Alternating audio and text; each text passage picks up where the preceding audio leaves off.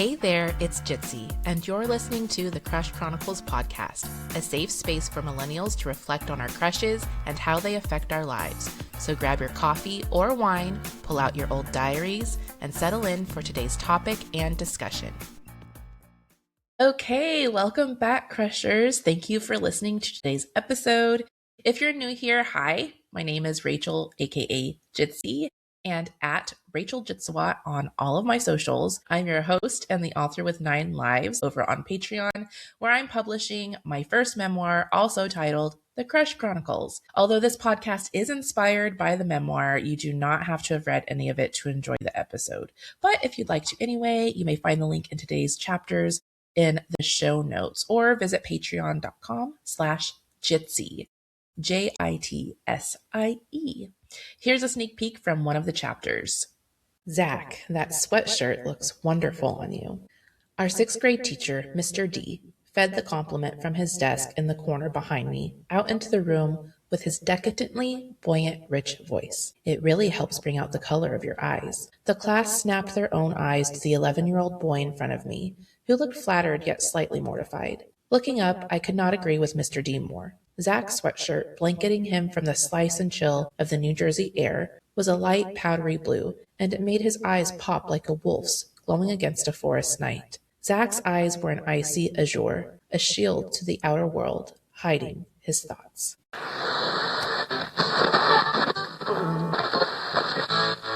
And now for today's episode. This and the next 4 episodes are going to be different from the format of the previous seasons. If you've listened to the season premiere, you kind of already have a little bit of the down low. It was suggested to me last year during a podcasting event to do a signature series, and I was like, on what?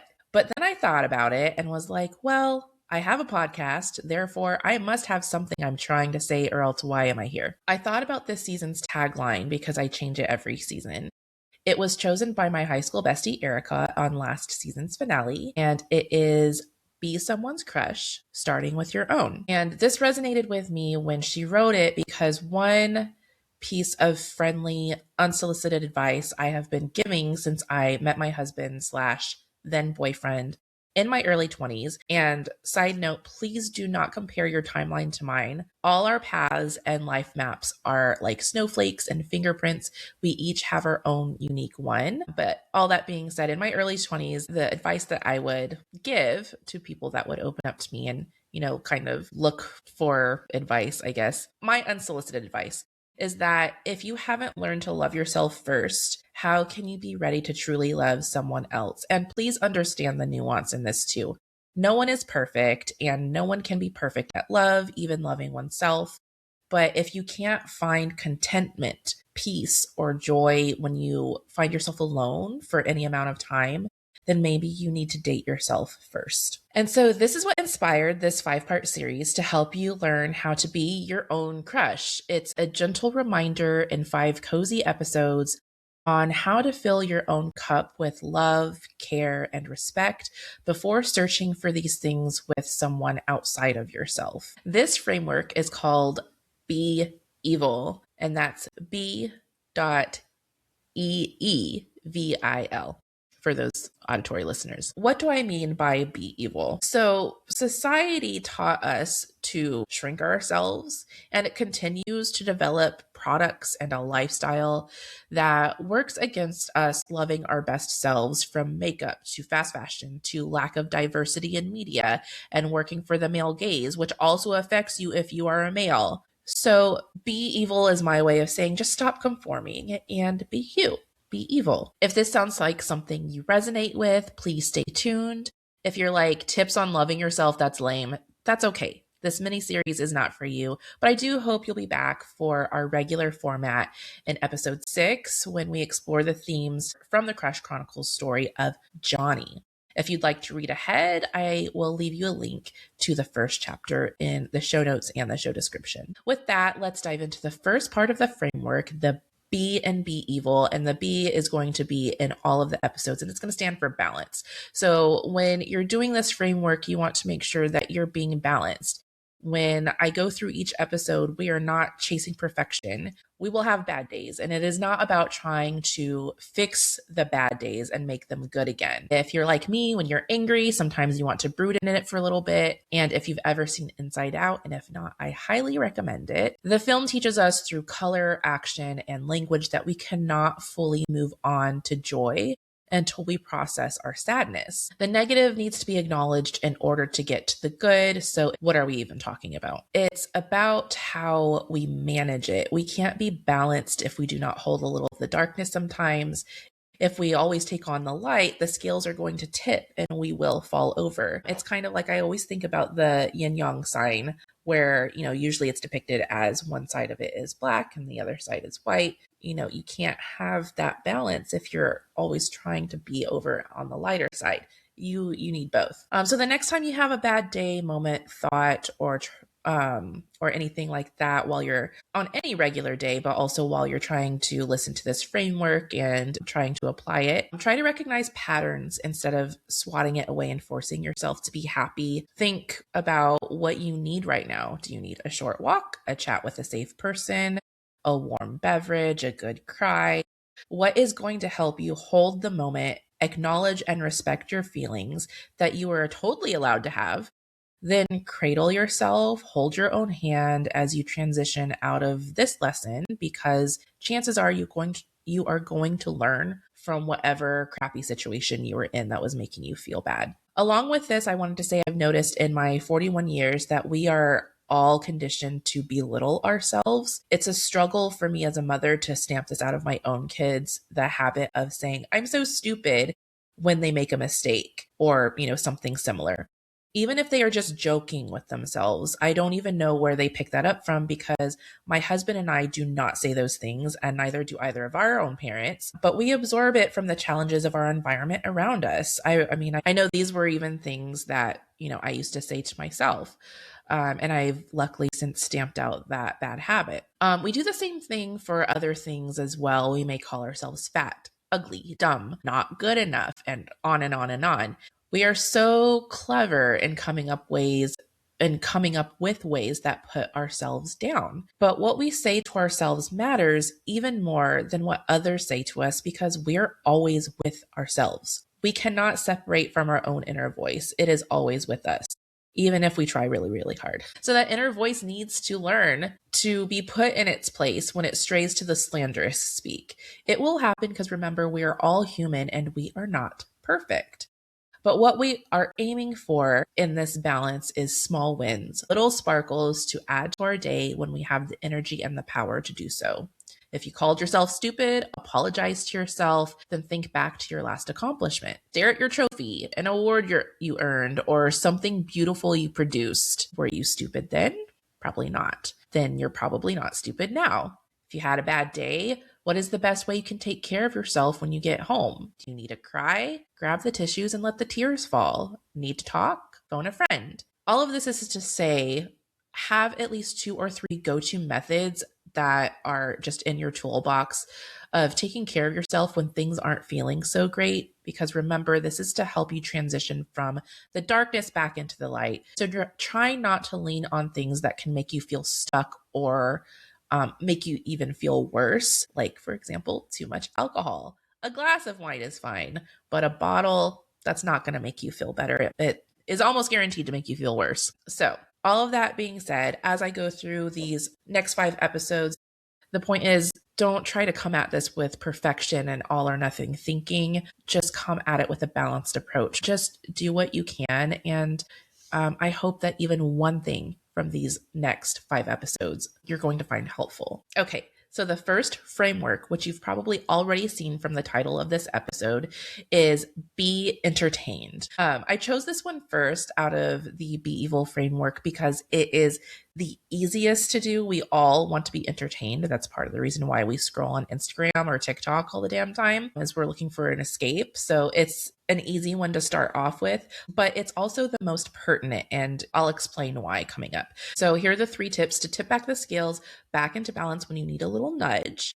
And at the end of these 3 tips, I'll tell you just one thing you can do because I'm not trying to overwhelm you. Everybody offers a lot of content, myself included, but I'm not trying to overwhelm you. I'm calling it an action assignment because we absorb the information, but I want to give you something to actually do at the end of each episode so that you can actually take action on it and really spend time with yourself.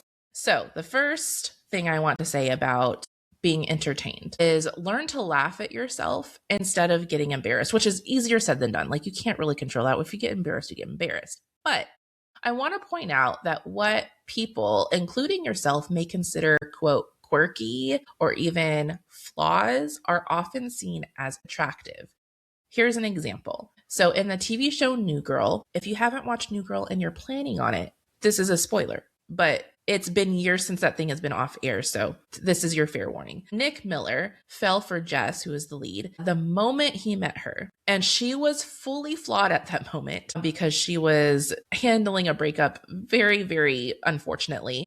And she was 110% full of quirk. Like that was kind of what her character Jessica Day was known for. And therefore it kind of bled onto Zooey Deschanel, the actress who played Jess. And she was kind of being known as like the, what do they call it? Adorkable woman, adorkable actress. So she's very quirky.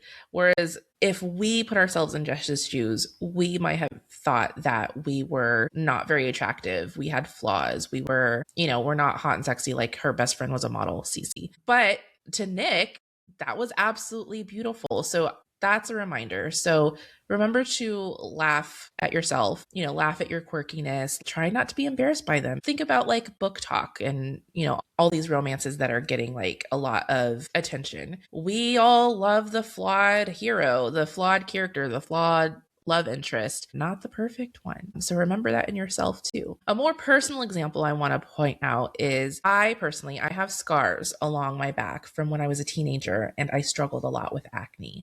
Everything is clear now. It has been for years, but I was very self-conscious about these scars when I started dating. And when things began to get serious with my now husband, one night he told me, "I love the freckles on your back." And I almost cried because something that I was so ashamed of my own body of, like, I wouldn't even wear like a bathing suit without a t-shirt because not only did I feel fat, which is a completely different issue, but I didn't want anybody to see the scars on my back. But this person that I was starting to develop an interest in and was worried that he would find all of my flaws found it beautiful.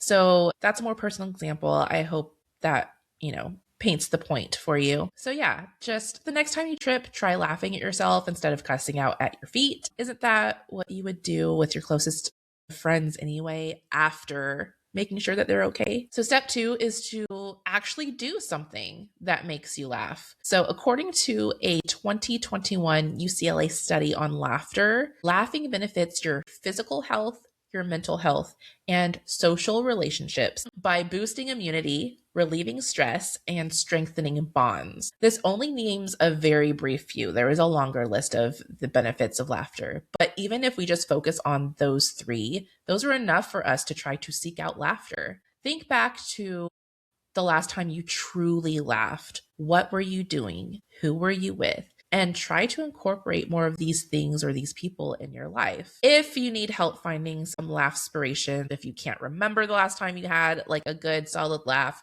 here are a few ideas, and they're pretty easy. Watch a comedy movie, a sitcom, a stand-up special, or spend time with a person who always gets you to giggle. If you do choose to watch or listen to something, try to consume something new to you, unless it's something gets you like rolling on the floor laughing every single time. Okay, number 3, do something with your hands. Color in a coloring book, draw, knit, crochet, sew, jump rope, ride a bike, play a sport, write in your journal, on and on and on.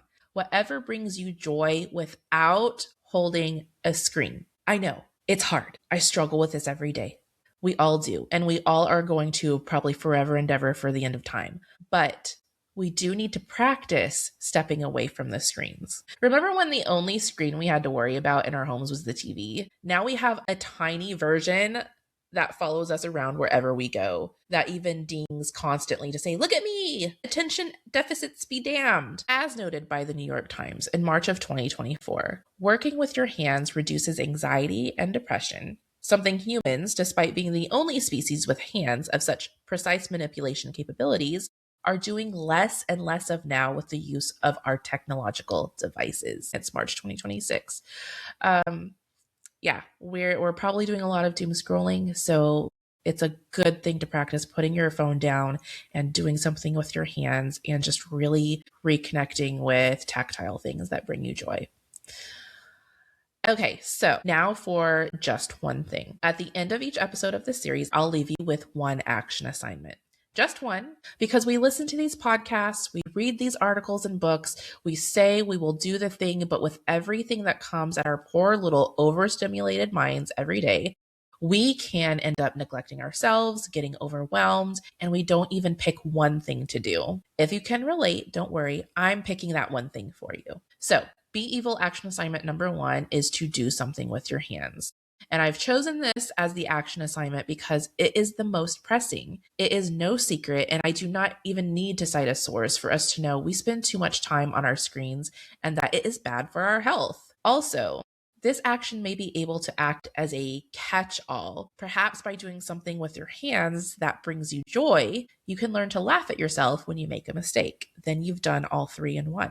For me, I'm either going to color in my Stranger Things coloring book, or pick up my crochet hooks again, or maybe even both if I want to get crazy. Side note, I've heard of this trend that's going around on social media of people who want to lead more analog lives. They are making little baskets with things they enjoy that doom scrolling usually keeps them from. They'll put like a book or a magazine with some knitting needles or crochet needles, a Walkman. Like they'll get, more recently, they'll get an iPod, that's still dated. A lot of kids nowadays don't even know what an iPod is. But they are putting a Walkman with headphones and CDs or even cassette tapes if you go really way back in the basket, maybe some bags of tea, maybe a journal, etc. You get the idea. I just wanted to mention this in case it sparks some motivation for any of you. I definitely plan on putting like a little cute basket next to my sofa because that's where I tend to either pick up my phone, my iPad, or just sit and watch TV for more hours than is necessary each day. So yeah, that's it for this episode. I hope you enjoyed the beginning of this special series. And if you'd like to dive a little deeper with a little guidance, be sure to sign up for the free tier of my Patreon, where I will be sending out the show notes to this episode with a link to a downloadable PDF to help you get started on your Be Evil journey. So until next time, be evil. Bye. So, what do you think? How do you feel? If you like this episode and would like to hear another, download the Alive Podcast app, where you can find our archive of audio episodes and discover hundreds of shows featuring Black and diverse voices on the first Black and woman-owned network. If you upgrade to ad-free, please remember to select Rachel Jitsawat as your referring host. The Crush Chronicles podcast is produced by me, Rachel Jitsawat. The music is by Musictown, and the sound effects are by Pixabay. Thank you for listening, and until next time, remember to be somebody's crush, starting with your own.